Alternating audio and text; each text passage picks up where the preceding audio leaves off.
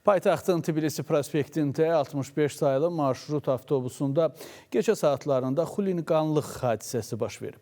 Sərxoş sərnişin nəqliyyat vasitəsinin hərəkətinə müdaxilə etməyə çalışıb və nəticədə avtobusa ziyan dəyib.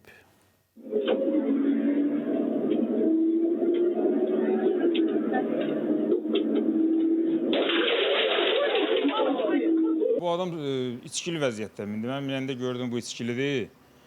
Sonra gəldi bu sideniyada əyləşdi.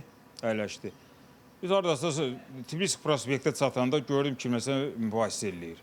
Mübahisə eləyib qalxıb döymək istədi onu. Ona kimi tutdular, bunu qoymadılar. Qoymadılar, gördüm salondan qışqırdılar ki, qapını aç, bu düşsün, qaçsın, bunu öldürəcək. Böyük düzsəli adam idi, Zdorov adam idi. Sonra açdım, bu düşdü, qaçdı.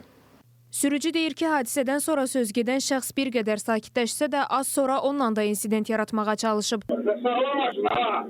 Burada ölüm olmaz, sağlam maşın düşürəm.